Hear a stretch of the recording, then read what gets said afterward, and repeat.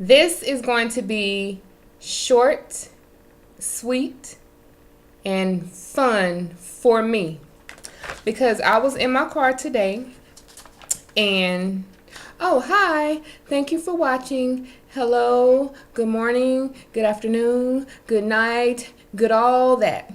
But let me tell you, I was in my car driving because I was hungry and I was trying to find something to eat because I'm not going to cook today. And I started thinking of like my last couple of relationships. And I was saying to myself, okay, you're going to have to ask some more concrete questions because I kind of have been a little bit more careful with people. I think just to see, because I don't like to be interrogated. I really think that things should just happen naturally, just in the process of conversation. You learn about people, but I realize that that does not work for me. So since I'm getting older, and the older you get, a lot of times you get bolder, y'all know y'all grandmamas and granddaddies just don't care no more. So I'm getting a little older, and I said to myself, I'm going to be a lot more direct. So this is my list. And yes, I do have a list of, let me see. So far it's 30. It could go on. It might grow. But I said to myself, you know what? The next guy that I date, well, I won't even say date. The next potential candidate, I'm going to interrogate him. Not in a neck popping, disrespectful, you gonna tell me this type of way, but in a nice, firm, these are the questions that I have because you are currently being interviewed type of way. So, and these are in no particular order. Number one, tell me about your job. I'm just going to say that because number one, I need to know that he believes in working. That would be nice. And plus I feel like, a lot of them want to talk to you about their jobs. I don't necessarily really, really care. I just care that you clocking in somewhere. And that's just me. Number two, what are some things that excite you? Because then you kind of get to know, kind of get a feel of that person, their likes and dislikes, what they're passionate about. Number three, I learned this one from my last person, y'all. Do you have any children? Include those who you were accused of fathering, but think they don't look like you, so you're technically saying they're not yours. Also, I need you to include any pending DNA tests. So you got to cover everything because I didn't know you had to cover stuff like that. I just thought, somebody tell you they got one kid. I didn't know, we was pending stuff. Let's see. Number four. What does reciprocity look like in a relationship? You know why I want to know that? Because in Ecclesiastes, it says 2 is better than 1 because they have a good return for their labor, which means to me that when you have 2 people in a relationship of any type of relationship, both of them are supposed to be better. It says they, not one or the other. Hello.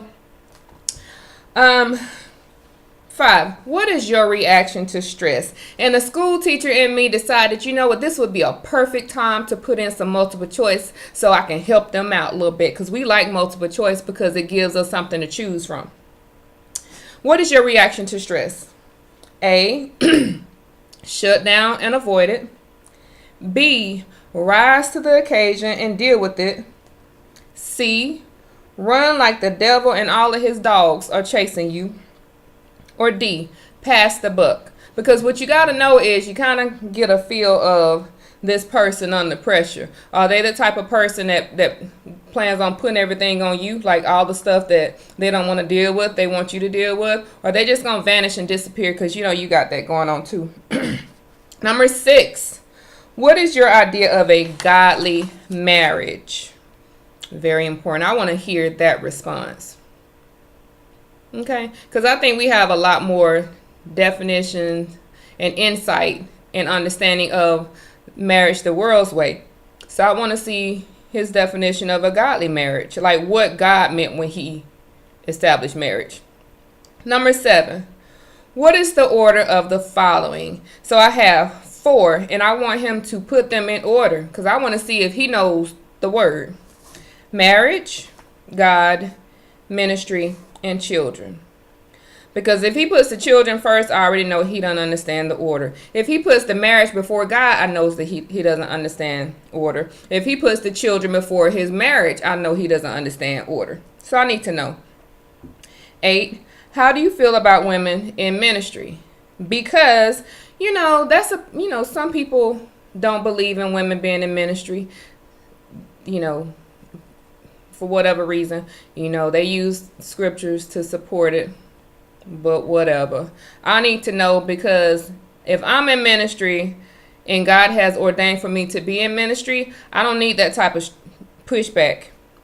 I don't really think that's even a wise decision for you to sign up with somebody who has that mentality if you already know that they're going to be against you. So because they're basically against what God has called you to do and to be. Let me put my glasses on, y'all.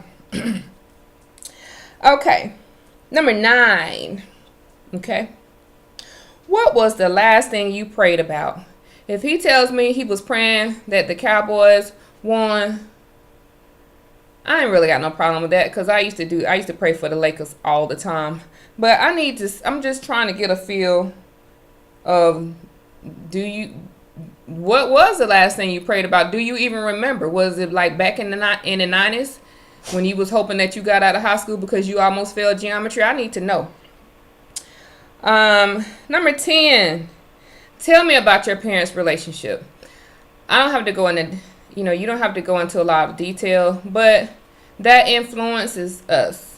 Not to say that if your parents, like my parents got divorced, I'm recovered from that. I'm removed from that.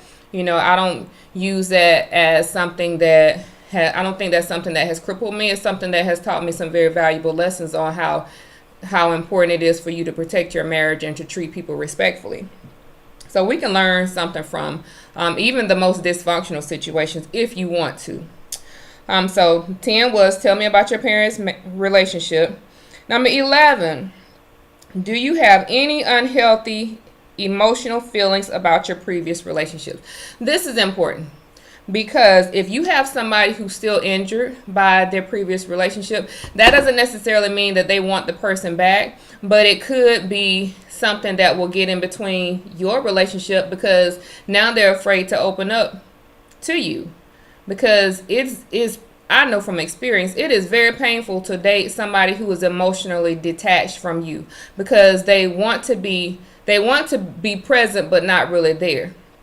So do you feel like you have any unhealthy emotional feelings? And you can know that if they don't want to talk about it, you kind of already know something's still there. Number 12, because then you need to kind of, if you choose to proceed with caution, because really you are dealing with somebody who hasn't fully healed. It doesn't mean that he's not on his way to healing, but it means that he's not fully healed. And you just end up getting injured in situations like that. Number 12, imagine that you are stuck on an island with your significant other. What would be your plan? I need to know this guy's critical thinking. I need to know if he's a go-getter. Because if he says, you know what I'm going to do? I'm going to sit here and find some rocks and put help out, spill out help, and you going to go out there and try to find us something to eat. You already telling me that you plan on putting the weight of this relationship on me, and I don't want it on me. Number 13, how do you know when someone is right for you? Because they kind of need to have that already.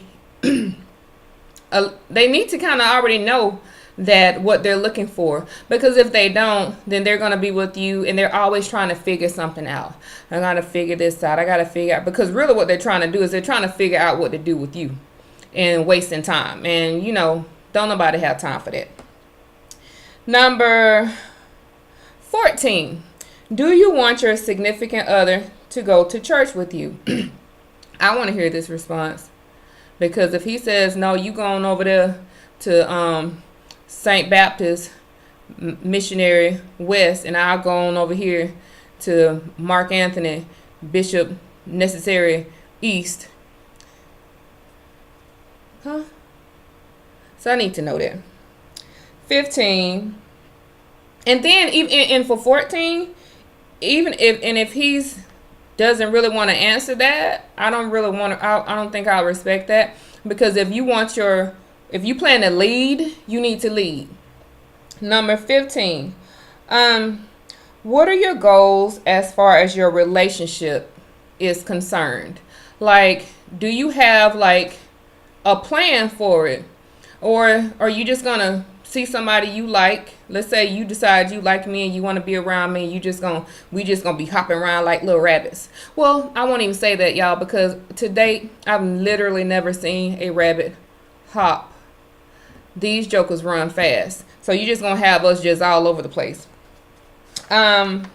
16. Are you actively involved in your church, or do you serve? And I put that because I'm in prison ministry and juvenile, and I do ministry in juvenile detention centers. It's not necessarily tied to a specific church. So I won't say that you just have to be involved in your church, because there are other opportunities for ministry outside of the church, which is what we should be doing as well, besides just talking to the people who we sit next to who should be saved because they've been sitting there 29 and a half years. So I want to know, do you serve? Because what I need to find out is I need to know that you have a habit of looking out for somebody other than yourself. Because you will be amazed at the number of people. Right now I'm talking to my sisters. Brothers, don't be upset. But you will be amazed at the number of men, grown men, who don't have really a habit of looking out for themselves or things that directly relate to them. And I say that because, they'll look out for their jobs, and if they have kids, they'll look out for their kids. But then when somebody else is introduced into the picture, they don't necessarily know what to do with that person. So you need to know if they're comfortable serving something that really may not even benefit them, because your job benefits you. So of course you're going to do right by it. If you're doing what you're supposed to do as a father, yes, you're going to take care of your kids. But I need to know, do you have the mentality that it's okay to serve other people?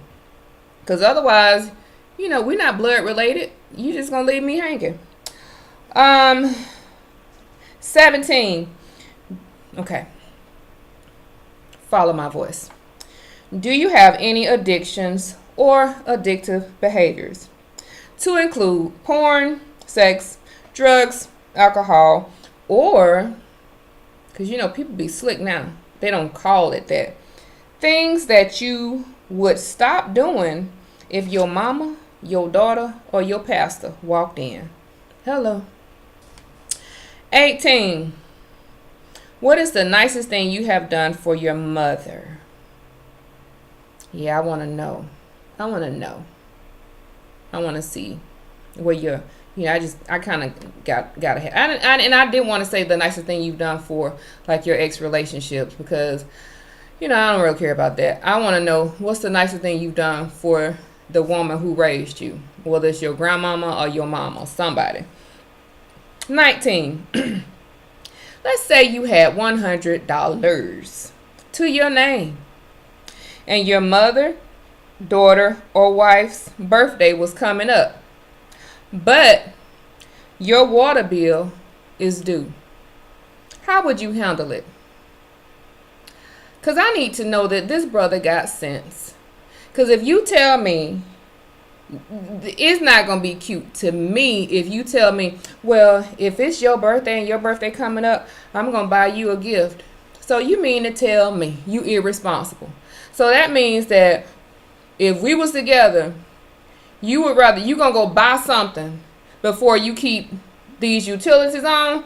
That's not cute to me. Now, I know a lot of people will say, oh, that's so romantic. It ain't nothing romantic about having to stand in your neighbor backyard and use their water hose because your water is off. It ain't nothing romantic about being forced to see in the count with candles. That ain't romantic or cute. So I need him to say, well, I'm going to have to tell them that right now, financially, be honest, because it takes humility to be honest. Right now, I got to pay these bills, but I am going to have something for you, blah, blah, blah. You better say something. Or you better go old school and pull out some construction paper and make something. You better get real creative. But all I know is my water better be on. 20. What is your idea of betrayal? Because sometimes people think that betrayal is just maybe like a physical act or something. Well, no, because betrayal could be you not respecting or breaking that person's trust. That could be a form of betrayal. If you take something that person told you in a moment of vulnerability and you share it, then that's betrayal. 21. How forgiving are you? I need to know, because at some point in a relationship, you're going to make me mad and I'm going to make you mad. I need to kind of see, like, if you got a window of recovery, or if you're one of those people who you hold it, you don't say anything, but then a year later, when you just have it all bottled up, you start talking about, yeah, and I don't appreciate last September when you ate my Fruity Pebbles. No, I need to know what I'm dealing with. 22. What's more important, climbing the corporate ladder or spending time with loved ones? I just kind of want to see what he says.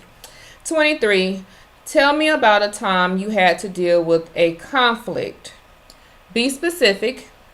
It must be unrelated to your job. I'm not playing. Let me tell y'all something. Let me tell y'all why I'm asking these questions. Because if these questions break him, then you already know that if you get sick, he's going to crack. If, you lose your job, or if he loses his job, he's going to crack. If he can't sit here and just answer some questions, some of you might not agree with me, but I'm done waiting on people to tell me the truth, because usually you find out stuff like after your feelings are already involved, and I'm not doing that. So I need to know up front. 24. What makes you angry? Because I need to react. I need to know, what are some things that set you off? Because I'm not the type of person that gets angry and starts throwing stuff and tearing up my house.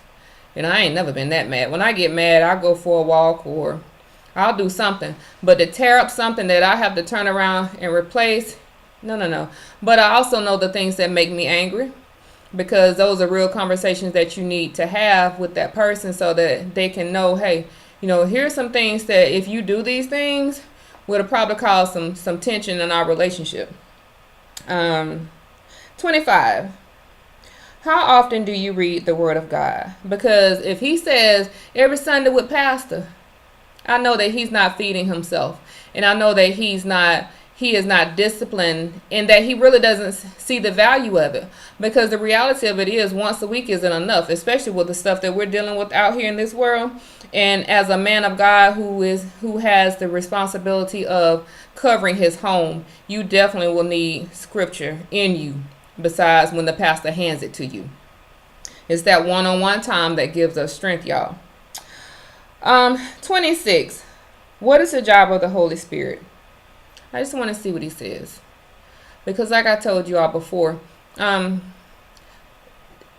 you need to make sure that, and this is really stuff I've learned over the years, y'all, that the man understands that he still is under authority, and that he still has to submit, and that he needs to receive guidance from the Holy Spirit. He has to. Because otherwise, if he's just doing everything in his own strength, he won't be able to keep that up. He won't be able to. 27. What does companionship look like to you? Because I want to know what he says, because if his definition of companionship is that he goes out and does whatever he wants to do and hangs out with his friends and he's at the church all day and then he comes home and spends an hour or two with you, then I'll know he's not really looking for a real companion. Because in my mind, companionship means togetherness. And if you doing your thing and I'm doing my thing, hey. Not to say we need to be together all day, every day, because I don't even want that. I've been single a long time. I still need my me time, and I still need my time with God. And I'm not about to just dump my friends. I don't have that many real friends, so I'm not going to just dump them off somewhere. But I want to see if he knows balance, and I want to know that he understands that in order to be in a relationship, you have to actually be in the relationship. Because I'm just amazed at the conversations that I've had to have before, explaining that, how are we together when we're not together? It's not like you deployed overseas someplace. You like down the street. Hello. Okay. So 28. What does a healthy relationship look like? Because I kind of want to say, what does an unhealthy relationship look like? But I want some of them to be positive, y'all. 29. How do you feel about the silent treatment? Because some people are okay with that. I'm not. Because when you do that to me, truthfully, it just makes me not like you. That's all. And if you ignore me enough, I'm detaching. I'm detaching. Because what you're saying is, my dog about to start barking, y'all. Come here. What you're saying is, you're using that to punish me. And I don't like the thought of somebody who has set in their heart that they have the right to punish me. So if that's kind of how he likes to handle things, he gets upset with me and he has to gives me the silent treatment. I know that the only thing you really end up doing is harboring more and more unforgiveness. And you really can't trust somebody who's holding all that stuff in towards you.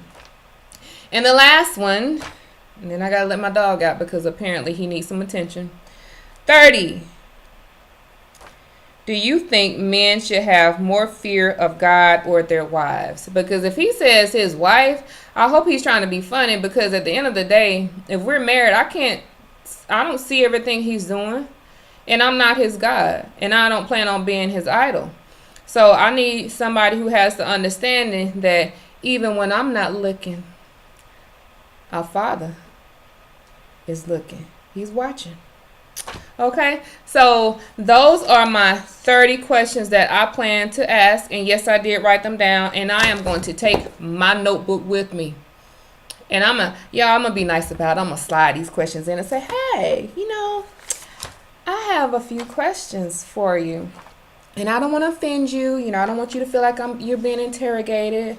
And I don't want you to think that I'm attacking you or anything. I warm it up a little bit. But then I'm going down my list. And I'm listening. Listen to the answers. But thank you all so much for watching. I will see you next video. God bless you and have a wonderful week. Bye-bye.